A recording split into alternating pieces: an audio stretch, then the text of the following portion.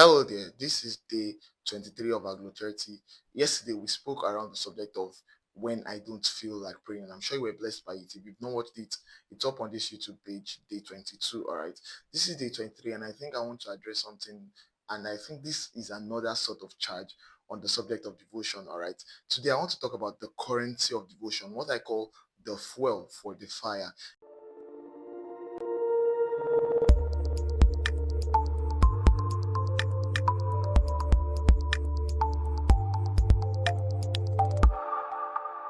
And I think this is very profound. I was going to do this video sometime earlier, but I discarded this initially and I just felt a nudge to come back to it. The currency of devotion. And amongst many things that we can use to, gain stakes and, you know, um, permit my use of language, purchase a solid devotion structure. I believe that the greatest currency in devotion, the greatest fuel for fire is hunger.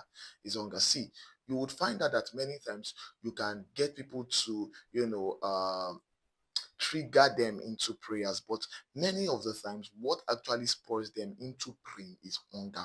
What makes people pray is hunger. Jesus said something very profound in the book of Matthew, chapter 5. He was teaching on what we call the Beatitudes, all right? And he said, blessed are they who hunger and thirst after righteousness, for they shall be filled. And I tell you that the only way to be filled with the Spirit is to be hungry for the Spirit. The only way to be filled with the Spirit is to be hungry for the Spirit. You must find yourself in a place that consistently factors that consistently puts hunger in your spirit. I don't know if you get what I'm saying, but you must consistently put a desire, a longing. You will find out that the patriarch David, that was all that he knew. There was a consistent longing, a consistent hunger, a consistent desire for the presence of the Lord and for his person, even in itself. You see, the greatest currency, the greatest way to fuel the fire on your altar is by staying hungry. It's that simple, by staying hungry. And amongst many ways, one of the ways we can grow in hunger is first and foremost by God Himself implanting it in our hearts. You see, the same way the Bible tells in the book of Ecclesiastes that the Lord has planted eternity in the hearts of every man, such that at the end of the day, like Romans chapter 1 says, no man can be without excuse because there's a longing for something extraterrestrial in the heart of every man as it pertains to salvation and the knowledge of a God above and beyond. Is the same way God can plant a desire in your heart that just longs for Him even after you are saved. You just want more of Him. That's why the writer of the Songs of Solomon will say in Song of Solomon chapter 1 verse 4, draw me and will come running after you. In another part of scripture, it says, quicken me and will call upon your name. There is a quickening that makes men pray.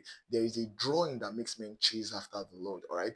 And it is God Himself that plants that hunger in your heart. God can give you hunger. And that's why it's a mistake when you don't feel like praying and you don't actually pray. When you don't feel like praying, you pray. And one of the prayer points you can use to start is, Lord, help me. I cannot pray. Because it is the Lord that will quicken you. And so you can actually go to a place of prayer. See, like I tell people, help me. I can't pray. It's actually a prayer point. Lord, help me to pray. It's actually a prayer point. All right. And so you can go to a place of prayer and desire a quickening.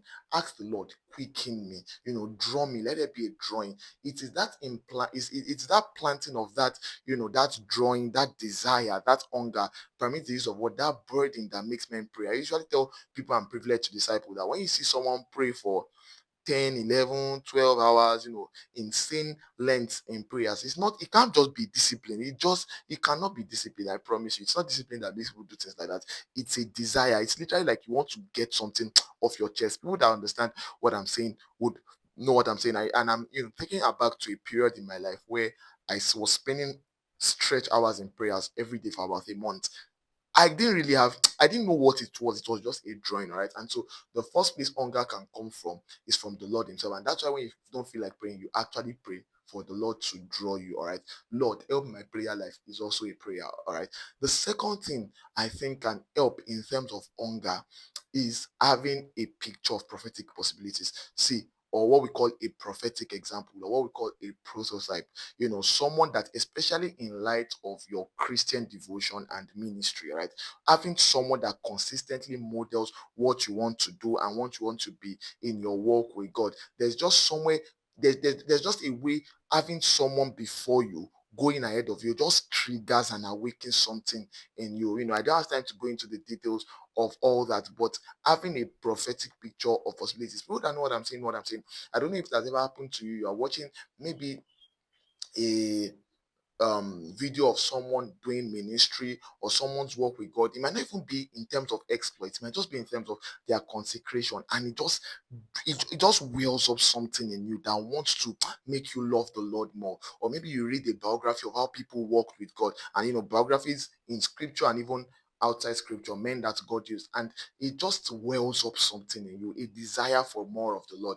That is also a very, very profound way that you can build hunger, all right, by having a prophetic example in your corridor, reading about the Acts of the Apostles, all right, reading about Jesus' day on earth, reading it consciously, seeking to, when you read the Bible and you see the valiant things that God did by the hands of the apostles, and then you look at your life and you're like, God, you can use me too. There's something that happens to you. It might be unconscious, but there is a longing that is being implanted in your heart. And number three is now this is very paradoxical, but go to or attach yourself to a strong Bible believing church. Now, what I mean by that is that you must create an atmosphere. You must belong in a church or a certain, and when I mean church, it might not necessarily be your Sunday church, permit that word, but it might be a gathering of the saints that you are consistent with, all right, Bible study, maybe a fellowship that you attend, a community that you happen to be a part of. You see, the paradox of hunger in devotion is that in the real world or in real life, you get hungry by being starved, but in the kingdom, you get hungry by being fed. It is very, very profound that when you find yourself in a system that consistently feeds you, it would awaken hunger in you. It will awaken hunger. The way the things of the spirit are, the way the desire for the kingdom works is that when you have a little of it, you want more. It just makes you don't taste and then you are satisfied. You taste and then you want more. You taste and then you want to see more. You have a bit of it and you want more of it. And you see, that's why it's very important that you put yourself in a system where you are properly fed. I'm going to end by saying this. I strongly believe that hunger is the proof of life. When a child is first given birth to, the way you know that the child is active is that the child cries, all right? And amongst many reasons why the child cries, I know one of the reasons is because of the shock of the environment by virtue of breathing. Another reason why the child cries is because he or she is hungry, all right? And so we can tell that a child is alive because the child is hungry. As a believer, if there is no hunger in your soul, if there's no desire for more, you are narrowing towards spiritual death. When I mean death, I don't mean in terms of salvation, but you are going close to a very downsided devotion. All right, hunger is something you must guard. Your hunger, your desire for more of God is something you must guard in the place of devotion. This is day 23 of Aglow. If this blessed you, like this video, share with someone that you know it to be a tremendous blessing to. All right, comment under this video. If you've not subscribed to this channel, Joe, subscribe to this channel. All right, share it all over your social media. Let this be a blessing to someone. This is day 23. I'll see you tomorrow. God bless you.